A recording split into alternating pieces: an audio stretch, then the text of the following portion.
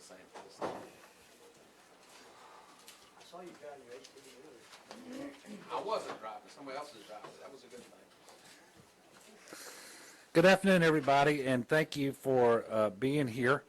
We just completed a meeting of the Unified Command Group, and I have earlier this morning personally spoken with just about every parish president along coastal Louisiana and a few of the sheriffs as well, and I've been in close contact with Lieutenant Governor Nungesser, who is down in Plaquemines Parish. Tony Robinson from FEMA, who is the administrator of Region 6, continues to be with us, and he's here today, and I want to thank him for that. And Congressman Graves was able to join us for the UCG meeting, and he's here with us, and I thank him as well. As you all know, Barry is now a hurricane. The guessing game is over. It made landfall as a hurricane with 75-mile-per-hour winds. It is easing onshore slowly at 6 miles per hour. That's one of the challenges with this storm. We would like for it to pick up pace a little bit, and so that it would move through the area a little quicker. It is expected to move up the center of the state, exit somewhere on the Louisiana Arkansas border, and again, the quicker it could do that, the better. The track did shift slightly to the west. However, it is well within the cone that we were told to expect from the National Weather Service, and so there were no real surprises there. Rainfall remains the primary hazard. We are still looking at 10 to 15 inches of rain with the possibility of higher isolated amounts. As we all know, however, it doesn't take much saturation of the ground so that even slighter winds can have a devastating impact with respect to trees falling onto houses and highways and so forth, as well as utility poles. And so power outages will be significant, and in fact are already significant in some areas of the state. And while rainfall remains the number one threat, we're also experiencing storm surge flooding that will continue throughout the day. Tropical storm force winds will also likely impact much of the southern part of the state. In fact, if you look at it, they're going to extend from Cameron Parish in the west over to Lake Pontchartrain in the east, and now well north of Alexandria as the storm continues to move north. Anytime you have storm like this, there is a possibility of tornadoes, and so we ask people to be very careful with that. We are keeping a close eye on the rivers across South Louisiana, all the way from the Mermentau in the west to the Tangipahoa River in the east, and actually even further than that. But with particular eyes upon the Comeet and Amite rivers here in the capital region, based upon regional experience that we had in 2016, we do expect the Comeet to crest very close to, if not slightly higher than, the crest in August of 2016. That is obviously not good news here. We expect the Amite to crest right around the crest of the 1983 flood levels. Now, that's a little better than in 2016, but still a very serious flood threat. Some good news is that the gauge at the Carrollton gauge, I should say, of the Mississippi River in New Orleans is now expected to crest at 17.1 feet. As you know, as of yesterday, we were expecting that crest to be 19 feet. Even at 19 feet, we didn't anticipate river overtopping the levees anywhere. We can say now that the rivers will certainly not overtop the levee anywhere on the Mississippi. The U.S. Coast Guard did rescue 11 people from their flooded homes in Ile de Jean Charles this morning in the lower portion of Terrebonne Parish. That area is outside the hurricane protection system of Terrebonne and was under a voluntary evacuation order. And I want to pause to thank the Coast Guard for doing that. Incredibly important that those services were available, and they have the expertise and the equipment to be able to make those rescues even by air during the period of the storm when most other air assets are not able to fly. And so that's another federal resource that has been brought to bear here in the state of Louisiana to protect life, and that's critically important. I do want to clear up a little misinformation that's been going around. The overtopping that has occurred in Plaquemines Parish is not the Mississippi River levee. It is a back levee in the vicinity of Myrtle Grove, and it points further south. At this point, Highway 23 in Plaquemines Parish has not been overtopped. It has not been closed, but that is certainly possible going forward. And this validates, I believe, the decision that President Kirk Lapine made to have a mandatory evacuation in the lower portion of Plaquemines Parish. We actually anticipated that the back levee would be overtopped, and so we are not surprised by what has happened. But what everyone should understand, no Mississippi River levee has been overtopped, and not a single levee in the state of Louisiana as of right now has failed or breached. Finally, I want to share with everyone that if you are in need of a shelter, you can text LA Shelter to 898-211, or you can call 211 to find a list of shelters that are open in your area. Again, text LA Shelter, that's all one word, LA Shelter, to 898-211 or call 211. I also want to caution everybody, this is just the beginning. I ask everyone to stay vigilant and be safe. This has always been projected to be a rain flood event, and it will be. The vast majority of the rain that's falling right now is falling in the Gulf. That will soon change as the storm continues to move north. We have planned, we have prepared, we have stationed folks. We've activated 3,000 members of the National Guard. We have pre-positioned assets, including buses and pumps. Shelters are open, and more are opening around the state. We need you to continue to stay in touch with the news sources. Heed the advice of local elected officials. Do not attempt to go sightseeing. That is very dangerous for you, but the real problem with that is you make it much more likely if you venture out too soon, and when it's not necessary for you to do so, our emergency response people are going to have to be trying to rescue those sightseers and not be able to focus solely on those individuals who need rescuing because of the flood. And so be patient. If you are driving and you don't know for an absolute fact that standing water is safe to proceed through, don't do it. Turn around and go back. That is the source of most fatalities in floods, at least here in Louisiana over the last several years. The other problem with that is often there is a current, and it's imperceptible in many cases, and it doesn't take much current to wash a car or a truck off the road or highway into a ditch or a stream, and individuals drown. You can find real-time information on all roadways in the state by visiting 511la.org. It will indicate whether the road is under construction, whether there is water over the road, whether the road has been closed. Be patient as it relates to cleanup activities too. Don't get out before it is safe to do so.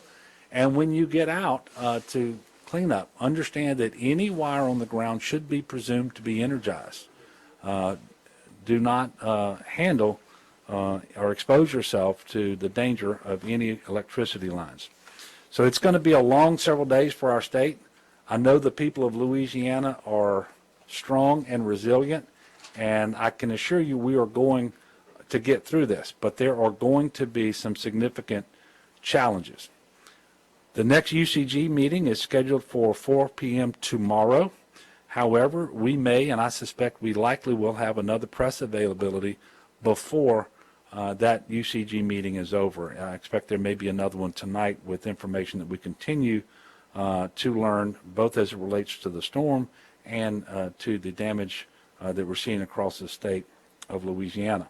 And I would invite everyone to continue to put themselves and their families in a better position to withstand the remaining portions of this storm as it plays out over the next few days, and to continue to join their prayers to mine for our state.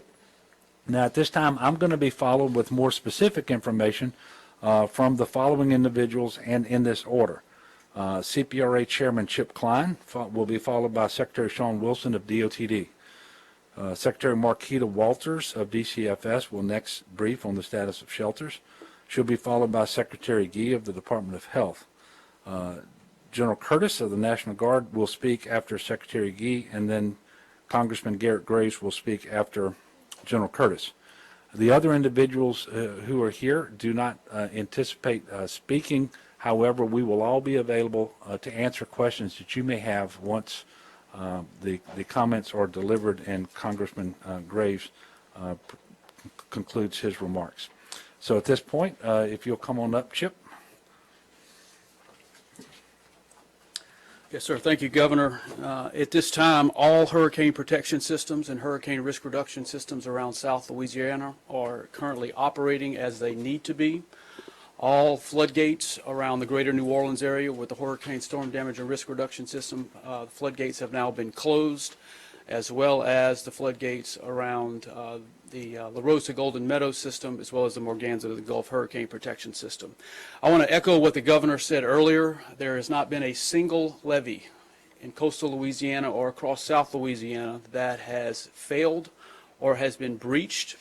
We are addressing the overtopping of some levees in two areas. As the Governor mentioned, in Plaquemines Parish, we fully anticipated the overtopping of that levee, and as a result, we had pre-positioned some assets there, some sandbag operations, and some temporary pumps to dewater that area in the event that that levee was overtopped. There is a permanent pump station that is operating now along a specific canal behind that back levee to help bring those water levels down. Additionally, in Terrebonne Parish, in the Montague area, there is a segment of levee in the southern portion of the Morganza to the Gulf that has been overtopped. No water has impacted residential areas at this time, so there's no area of water in people's homes. And so we are currently coordinating with Terrebonne Parish officials to do some flood fighting efforts there. And again, I will echo this, that no Mississippi River levees in Plaquemines Parish have been overtopped at this time. Thank you,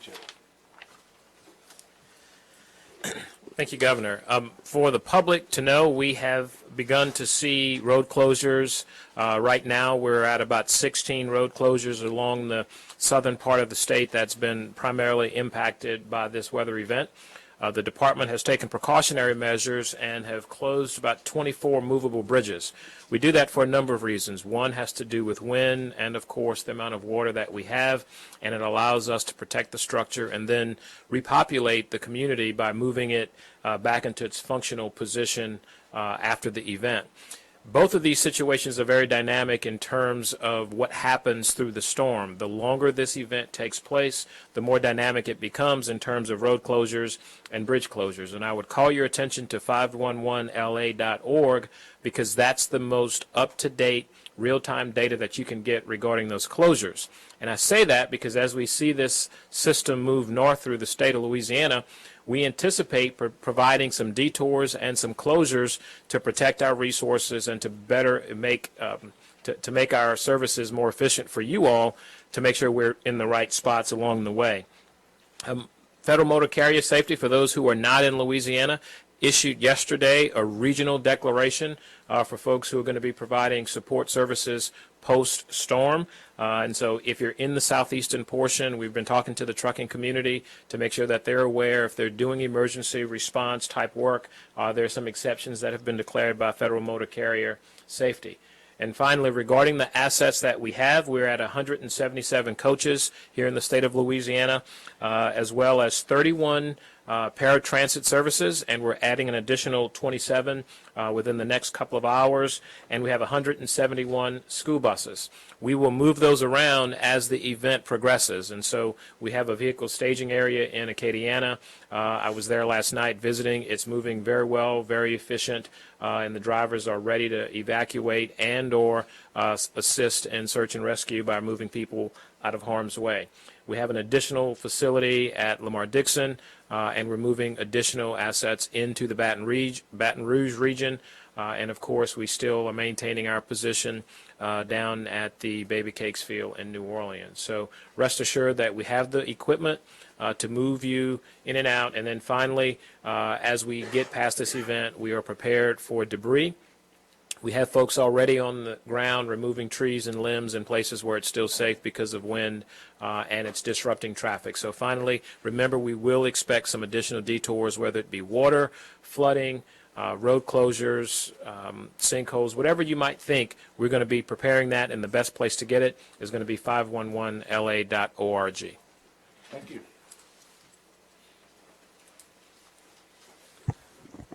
I want to begin by thanking the parishes across the state that have worked with us to open shelters and take care of their local residents. We have 28 shelters open across the state right now. The bed count last night was 315 people. We do this count at midnight so that we get a true count of who is in the shelter.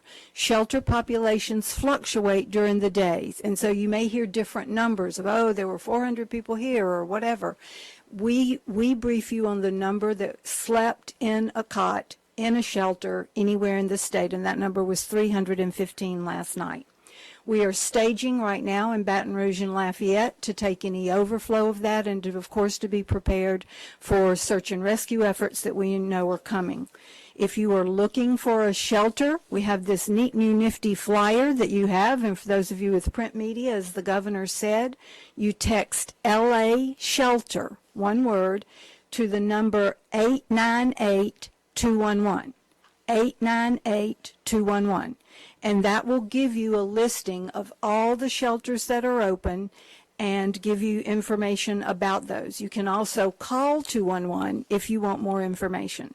So we will continue to brief you with numbers of people that spend the night in shelters, but if you're looking for shelter information, that 211 text or call is your best route. The Department of Health is actively taking care of 3 facilities that have evacuated. One has evacuated to our medical shelter, special needs shelter in Alexandria. There's additional beds and capacity available there. If you have a medical special need, do call 211 so you can make sure that you go to the appropriate place. You may have local resources available to you that you may not be aware of. In New Orleans, Rosenwald Center is open and available and staffed. After the event, you will need to test your wells if you've had some flooding in your area, and we will have kits available. Please call 211 to find out where you can get those kits. Look on our website, Louisiana Department of Health. Their Office of Public Health has notifications about mold conditions and recommendations about impacts to your health from possible flooding. So do keep in mind that there will be conditions that might lead to more mosquitoes, more mold, and take care of yourself in that case. Certainly do call 211. If you want to be a volunteer, we do have the Lava Network, and we have a network of volunteers who have been set up, and it's always great when people do want to go volunteer their time and help, but please make sure that you call 211 first and make sure that that's needed. And if you're not already in Lava, probably it's not the right time to start volunteering. We've got it covered. We have plenty of help and resources and assets available. We will have assets here in Baton Rouge if needed, and should be available this evening upon demand. So wishing everyone a healthy and stay well and dry. Thanks. Yeah, as the governor mentioned, we still have 3,000 Louisiana Guardsmen on duty. Predominantly, they're still positioned in South Louisiana, so the greater New Orleans area, I-12 across I-10 and south. We have some ongoing missions, but we're mostly getting focused in the aftermath to get ready to do search and rescue really across South Louisiana and as it's needed, do security missions. One of the things we focused on the last couple of days with FEMA is making sure we had commodities moved in so that we were able to provide food and water as needed to our citizens in the aftermath of this storm. We'll tell you we're starting to look at Central and North Louisiana as the storm moves north to try to make sure that we're set in those areas to do search and rescue, security, commodities distribution, and whatever other requests we have. With that, Governor, thank you. Thank you. And Congressman Graves was called away, and so he is not here to brief. And so with that, we're going to open the conference up for questions. Yes, sir. Is there anything yet that has surprised you about the storm or your team? What rainfall, winds, anything? No, we're not surprised, but I will tell you that this storm has our attention, and it should have the attention of everybody across the state of Louisiana. I think it's probably helpful in at least as it relates to making sure that folks are cognizant of the dangers and the threats that we had severe flooding here in 2016. In a certain smaller portion of East Baton Rouge, we had a significant flood on June 6th. We were able to compare the expected crest of the Comeet and Amite, for example, to what has happened recently here, and I think that gives people some idea of what they can expect. So I don't know that we've been surprised by anything up to now, but it is early. Most of the rain continues to fall in the Gulf, and so I have every reason to believe, as the way these things usually unfold, before it's all over, Mother Nature will throw a few curveballs at us, but it really hasn't happened yet. Yes, sir. You mentioned 11 people on Terrebonne being rescued. Is there any other search and rescue going on now? Not that I've been briefed on. And look, this is fluid. Something could have happened since the UCG meeting was over. But the only search and rescues that I'm familiar with have been in Lower Terrebonne Parish. They were conducted by the Coast Guard and by air. And of course, we do have other means of conducting search and rescue, swift boats, high water vehicles, and those sorts of things. Anybody else aware of any additional? So we haven't had any yet, but we do anticipate search and rescue being necessary from the upland flooding that will result when the rain falls, the rivers swell, and so forth. So that's really what the focus is on by the National Guard, the state police, wildlife and fisheries, the fire marshal's office. We actually have a team that has moved into the Livingston Parish area. It's a Texas task force specifically around search and rescue as well. Yes? Governor, can you, the Comeet River, you said it's expected to reach near or slightly higher than... Yeah, and that's measured by the depth at Jewel Road. Yeah. Can you talk about the concerns there and what people should expect if that's to happen? Well, first of all, it's going to play out over a period of time.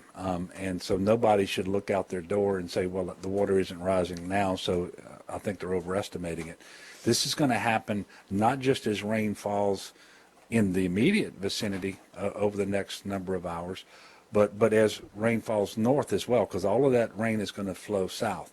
And so obviously we think the prudent thing to do is first of all, give this information to individual residents of the area, but also to local elected officials. It will inform their decisions about additional evacuations, be they mandatory or voluntary. Also, the opening of shelters, how many shelters that we anticipate need to be opening, and so forth. But the other thing that gives us a lot of cause for concern is the levels of rainfall that we're talking about in those rivers are also going to fall elsewhere in Louisiana too, in rivers that don't have quite that experience recently. And so those residents and business owners in close vicinity to those rivers haven't experienced it like happened here in 2016. So again, this is a very serious storm, and I guess that's the real message around the Comeet levels that we expect to see before this is all over. And again, this is going to play out over the next 36 hours or so. Yes, ma'am. You mentioned 2016 floods and the Comeet River levels. I know that there's differing rain levels for this storm, but it's slow moving and it's sitting on top of us. A lot of people that we talk to have a lot of anxiety comparing this slow moving, heavy rain dump storm to 2016. Any message to them? Do y'all have any particular game plan for those particular areas where they flooded? Well, look, some level of anxiety may be helpful if it spurs people to take this seriously and to safeguard lives and property as best that they possibly can. We don't want people to be so anxious that they don't do anything. And so we're just encouraging folks to do what you're being told to do by local elected officials, to take very seriously the forecasted crests of the Comeet, the Amite, other rivers in the area. Like I said, we've got information now on rivers all across the North Shore and even west of the Mississippi River too. The Mississippi River, oddly enough, is the one that's levied, and it's the one that doesn't pose a threat. Every other river in South Louisiana right now, basically, with the possible exception of the Calcasieu River and the Sabine River, they pose a threat to flooding and overtopping. And if we get the levels of rain that we're talking about, you don't need to live along a river in order to flood. It can happen in downtown Baton Rouge the way it did on June 6th. And so we're trying to make sure that everyone is paying attention and taking necessary precautions. No one should be so anxious and so stressed that they fail to take advantage of the opportunity they have over the next number of hours to put themselves in a better position to withstand what Mother Nature is going to throw at us. Any other questions? Well, I want to thank you, and again, we anticipate having another press availability later today. We will let you know as soon as possible when we schedule that. We will have a UCG meeting at 4 o'clock tomorrow afternoon, and that one surely will be followed by another press conference here. Thank you all very much, and everyone be safe and take extra precautions on this one. It's serious.